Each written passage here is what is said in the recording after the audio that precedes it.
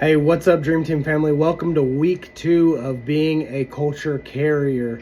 Last week we spoke about how we can become subject matter experts in our area of service. We took a 30,000 foot view.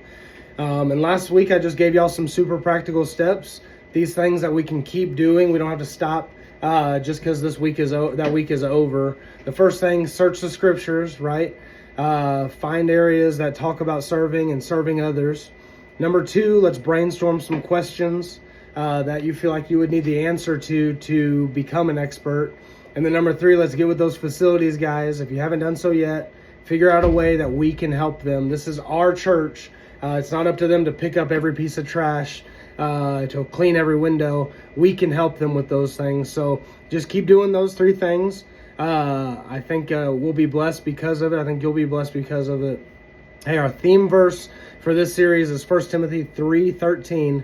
For those who serve well as deacons, that's y'all, that's you guys, gain a good standing for themselves and also great confidence in the faith which is in Christ Jesus. Remember, our focus in becoming a culture carrier is that last part there, that great confidence.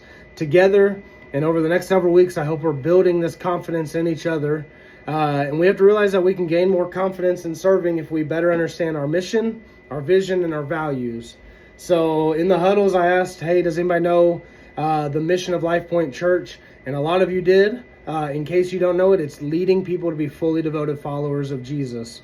Everything that we do here at Life Point is to lead people to be fully devoted followers of Jesus. As a staff member, if I attempt to make a change or I want to make a purchase, I have to justify how that will lead people to become fully devoted followers of Jesus.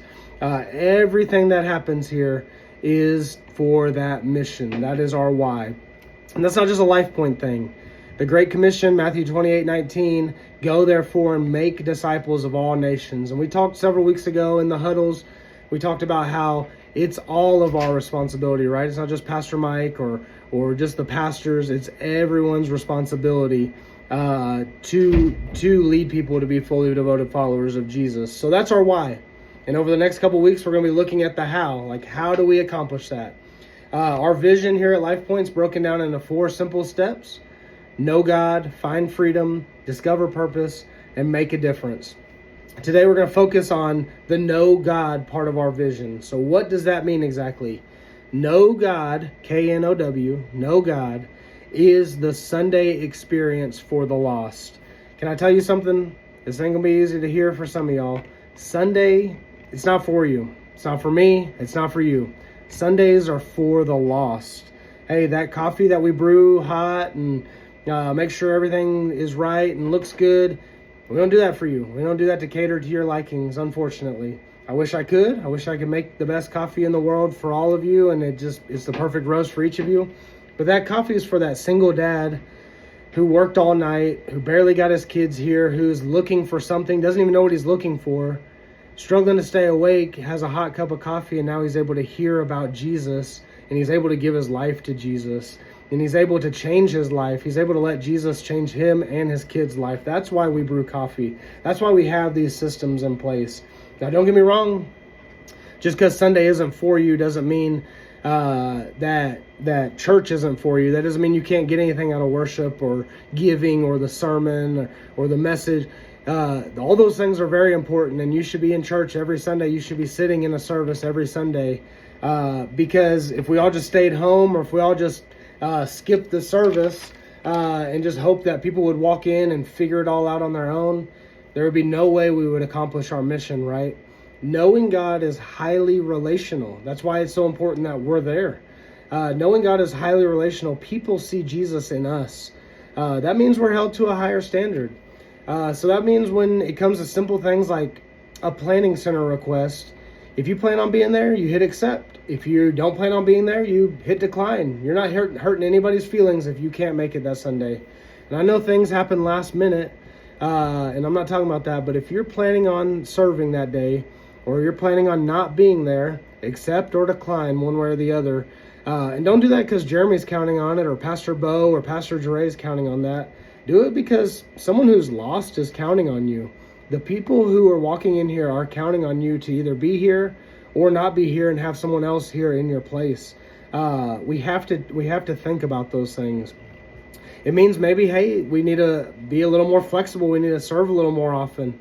Maybe we've fallen into a rhythm of serving once every other month or once a month or every other week.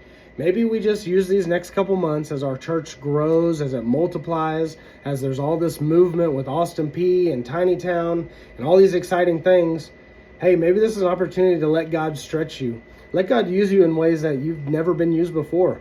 Maybe we just start serving at different service times. Maybe we help out other areas that we just didn't used to do before. If you're able to, over these next several months, let God stretch you and just see what happens.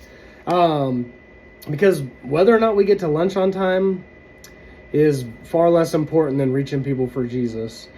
And so as I was writing this and just preparing for this, the same day that I wrote this, I was reading in a book, and it talks about the difference between being a worshiper and a consumer.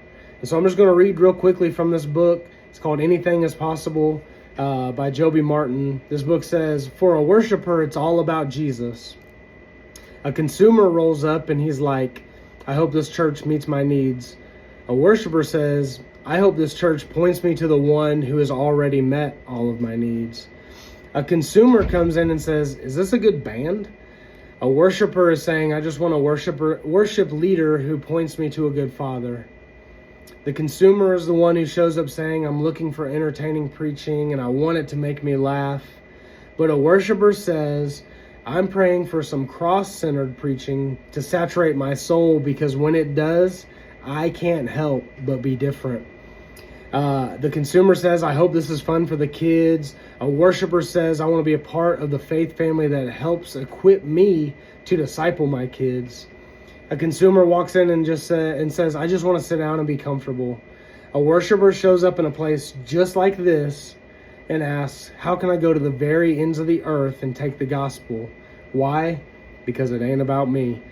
So I want you to question yourself, am I a worshiper or am I a consumer? 3 super practical things to take away from today. Number 1, pray for the lost. If you're not already doing it, or even if you are doing it, pray some more. Pray for the lost. Pray for the one. Number 2, reframe your perspective of your team duties to put the focus back on the lost. Maybe we've gotten caught up in the systems or the things or just the rhythm, and we've forgotten our perspective. Put the perspective back on the lost. Hey, I'm out in this parking lot enduring this weather for the lost. Let's start reframing our perspective. And then number 3, let's swap negative criticism and complaints about things that happen on Sunday for gratitude that there's open doors for literally anyone to walk in and find Jesus. Hey, I would love automatic doors, but I'm thankful that I get to hold this door and let literally anybody who wants to walk in and have their lives wrecked for Jesus. Hey, I love y'all, Dream Teamers. Hope you're enjoying this. Peace out.